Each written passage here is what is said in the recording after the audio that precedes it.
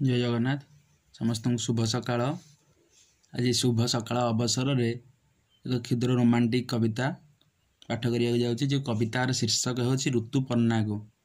ये कवितार कवि डॉक्टर अंतर्यामी मिश्र महोदय से वर्णना करछन्ति गोटे कविटीए आ गोटे प्रेमिकटीए कौन कहि पारे ता प्रेमिका को कवि वर्णना करछन्ति। तार कविता होछि ऋतु पन्नागु। ऋतु पन्नागो तुमे एमिति काए कलता। ऋतु पन्नागो तुम पतरे पतरे प्रीति। शाखारे तुमर जो छोना निहार। शाखारे तुमर जो छोना निहार। रानी फूल जह्न राति। ऋतु पन्नागो तुमे पतरे पतरे प्रीति। फूलर सहर सारा मल्ली मखमली फूल सभा। फूलर सहर सारा मखमली फूल सभा। महुल फूलर सुबासरे भरी। महुल फूलर सुबासरे भरी। महके तुम्भर गभा।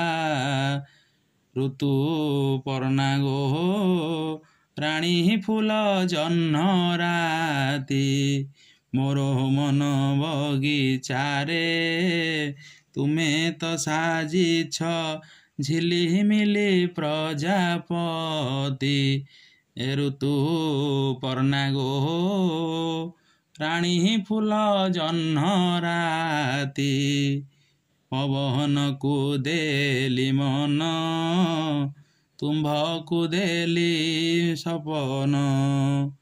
पवन को देली मन प्रिया तुम्भ को देली सपन। अनुढ़ा तनुरे लुचाओ ना प्रिया। अनुढ़ा धनुरे लुचाओ ना प्रिया। संचित यौवन। ऋतु पन्नागो रानी फूल जह्न राति। तुमे तो देइछ उछुला छाती को। तुम्हे तो देइछ उछुला छाती को छुईबार अनुमति।